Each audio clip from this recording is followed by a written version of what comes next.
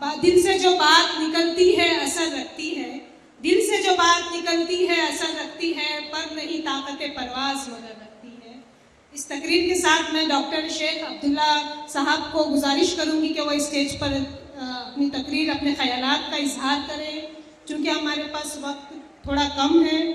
Doctor Sheikh Abdullah साहब एक मुमताज़ माहिर तालीम है, ताजिर बिजनेसमैन भी है और समाजी कारकुन भी है, और गुज़िश्ता एक दहाई से अंजुमन इस्लाम के नायब सदर हैं, जो मुल्क का सबसे बड़ा अक़ीदती, तालीमी और समाजी अदारा है। हम तहे दिल से उनका इस प्रोग्राम में शुक्रिया अदा करते हैं।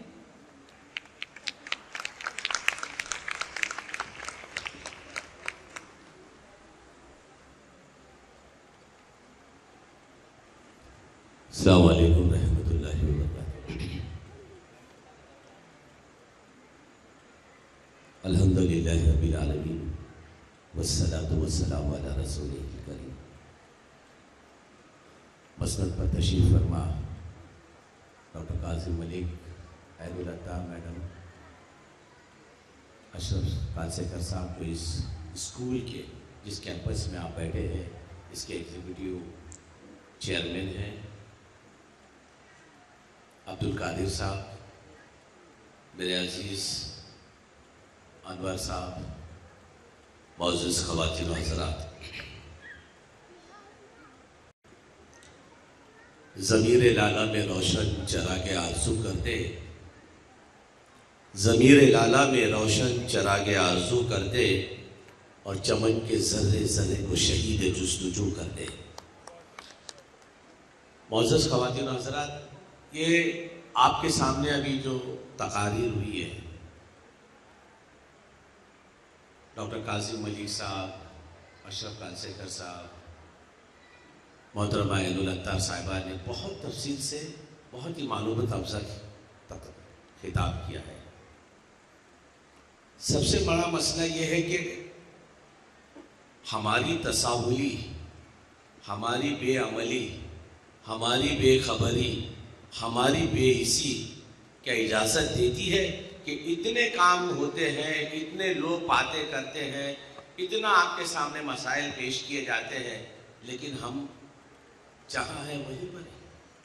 देखा आपने फी ज़माना एक वक्त था कि हर गली में, शहर के हर गली में कुतुब खाने हुआ करते थे, लाइब्रेरियाँ हुआ करती थी। खुद कुरला में बाबा हॉस्पिटल में संसार के सामने लोग आते थे, जिनको पढ़ना होता था वो लेके जाते थे, किताबें पढ़ते थे। अब बदल गया माहौल, अब हो गया होटलों का दौर हमारे यहाँ पर। बस ऐसा लगता है कि कौम जो है सिर्फ खाने के लिए ही पैदा हुई है हमारी, सिर्फ अभी। बात तल्ख है, बुरा मत मानिए, इसलिए कि अब हमारे इलाकों की शनाख्त जो हो गई है वो इल्म के मैदान में नहीं भी है, सिर्फ खाने और होटलों की वजह से पहचान हो गई अभी हमारी। बहुत ही मसला है ये। और दूसरी बड़ी बात कि तरबियत बहुत अहम बात है ये, इसलिए कि तालीम की कमी को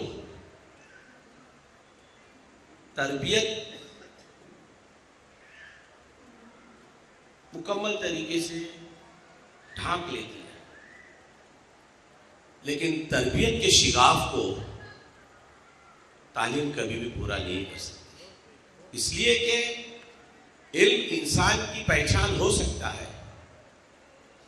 किसी शख्स की पहचान इल्म से होती है, ये अलग बात है, लेकिन अगर उसमें तरबियत ना हो तो वो कभी भी नहीं हो सकता। इसलिए कि अगर वो तरबियत और अदब से महरूम रह गया तो किसी काम का नहीं। इसलिए कि फरिश्ता जो शैतान जो था वो इल्म उसके पास इतना था कि उसके जैसा आलिम ही नहीं था, लेकिन अदब से महरूम था। क्या हाल हो गया उसका।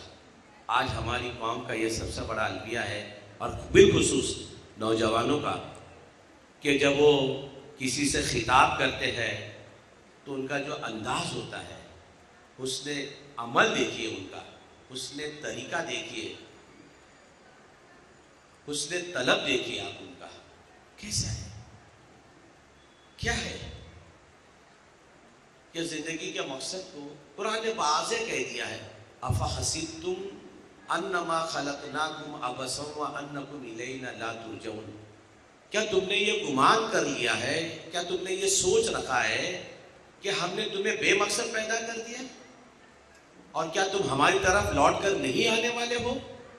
بہت واضح اور واشگاف انداز میں کہہ دیا گیا ہے. یہ پکڑ کی بات ہے، یہ قابل مبارکباد ہے تقویم مومن جماعت کہ گزشتہ کئی برسوں سے یہ تعلیم کے میدان میں کام کر رہی ہے، کوشش کر رہی ہے کہ ان نوجوانوں کو، ان بچے اور بچیوں کو جو کسی نہ کسی حیثیت سے سماج میں مقام پر ہے، ان کی پذیرائی کرتے ہیں.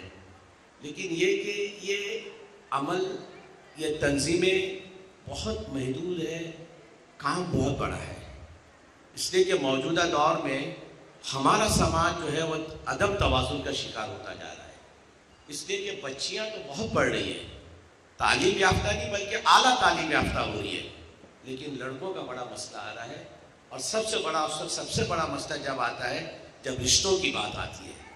لڑکیوں کے رشتوں کی جب بات آتی ہے، لڑکیاں تو بہت تعلیم یافتہ ہے، لڑکا جو ہے وہ 11ویں 12ویں، بس اس کے آگے ہماری گاڑی دم توڑ دیتی ہے.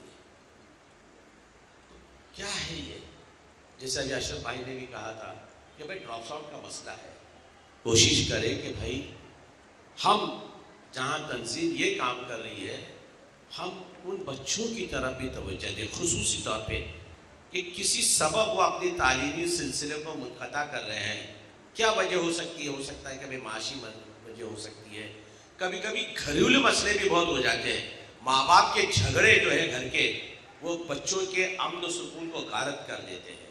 گھر کا ماحول جو ہے پرسکون اگر نہیں رہے گا تو کچھ بھی نہیں کر سکتا ہے بچہ.